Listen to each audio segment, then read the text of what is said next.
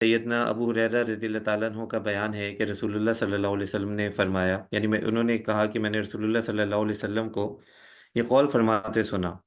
اب یہاں پر یہ جو حدیث ہے یہ ایک طویل حدیث ہے، اور اس حدیث میں اور بھی تفصیلات موجود ہیں۔ البتہ اس حدیث سے ہم نے صرف وہ حصہ اخذ کیا ہے جو کہ سورہ فاتحہ جو نماز میں پڑھی جاتی ہے اس کی فضیلت کے حوالے سے جہاں پہ بات آتی ہے۔ تو رسول اللہ صلی اللہ علیہ وسلم نے اللہ کا یہ قول فرمایا، بتایا، کیا بتایا کہ یعنی یہ قول کس کا ہے؟ اللہ تعالیٰ کا ہے، اور رسول اللہ صلی اللہ علیہ وسلم اس کو پیش فرما رہے ہیں۔ کیا کیا فرما رہے ہیں کہ نماز میرے یعنی اللہ کے اور میرے بندے کے درمیان آدھی آدھی تقسیم ہو چکی۔ صحیح مسلم کی یہ روایت ہے کہ نماز میرے اور میرے بندے کے درمیان آدھی آدھی تقسیم ہو چکی، میرا بندہ جو سوال کرتا ہے وہ پورا کیا جاتا ہے۔ جب کوئی شخص الحمدللہ رب العالمین کہتا ہے تو اللہ عز و جل فرماتا ہے کہ میرے بندے نے میری تعریف کی۔ تو دیکھیں ہم یہ کھڑے ہو کے کیا کہہ رہے ہیں؟ الحمدللہ رب العالمین، کہ تمام تعریفیں تمام جہانوں کے رب کے لیے ہیں، اللہ کے لیے ہیں۔ تو اللہ کی طرف سے ہمیں جواب دیا جا رہا ہے جو کہ ہم سن نہیں پا رہے، لیکن اللہ کی طرف سے کیا جواب دیا جا رہا ہے کہ میرے بندے نے میری تعریف کی۔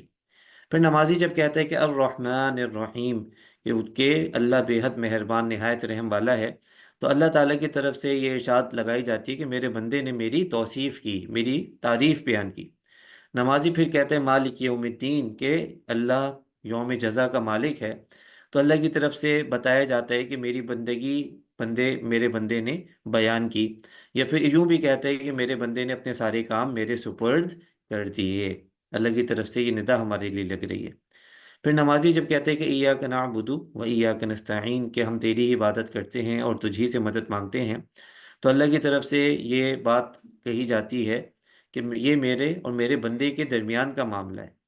ٹھیک ہے بھائی، میرے اور میرے بندے کے درمیان کا معاملہ ہے، جو وہ سوال کرے گا اس کو عطا کیا جائے گا۔ پھر نمازی کہتا ہے، کیا دعا کرتا ہے؟ اہدنا صراط المستقیم، کہ یا اللہ ہمیں سیدھا راستہ دکھا۔ صراط الذین انعمت علیہم، ان لوگوں کا راستہ جن پر تو نے انعام فرمایا، غیر المغضوب علیہم ولا الضالین، جو نہ جن پر غضب نہیں ہوا اور جو گمراہ نہیں ہوئے۔ تو اللہ تعالیٰ کی طرف سے پھر یہ جواب دیا جاتا ہے کہ میرے اور میرے بندے کے لیے ہے، جو کچھ وہ طلب کرے گا اسے دیا جائے گا۔ تو دیکھیے اتنی بڑی فضیلت کی بات ہے کہ ہم جب سورہ فاتحہ پڑھتے ہیں تو اللہ کی طرف سے یہ انعامات ہمیں مل رہے ہوتے ہیں۔ البتہ یہ ہماری ذمہ داری ہے کہ ہم دل لگائیں اور دل کے ساتھ توجہ کے ساتھ سورہ فاتحہ پڑھیں۔ تو جب یہ سورہ فاتحہ کا ترجمہ ہمارے ذہن میں ہوگا، تو جب ہم باجماعت نماز میں بھی کھڑے ہوں گے تو امام صاحب سورہ فاتحہ پڑھ رہے ہوں گے تو ہمارے ذہن میں اس کے پورا جو معنی مفہوم ہے وہ چل رہا ہوگا۔ تو ہمارے اندر یہ احساس پیدا ہوگا کہ ہم اللہ کے سامنے کھڑے ہو کے کیا کہہ رہے ہیں۔ اسی طرح جب ہم خود انفرادی نماز میں پڑھیں گے اس وقت بھی یہ احساس ہمارے دل کے اندر آئے گا۔ تو اس بات کی کوشش کی جائے۔ اسی طرح جو ظہر اور عصر کی نمازیں جس کے اندر بآواز بلند تلاوت نہیں ہو رہی ہوتی، تو اس میں بھی پھر یہ ہے کہ ذہن کے اندر یہ جو مفہوم ہے سورہ فاتحہ کا، اسی کو ذہن میں لایا جائے کہ یہ بات اللہ کے سامنے پیش کی جا رہی ہے۔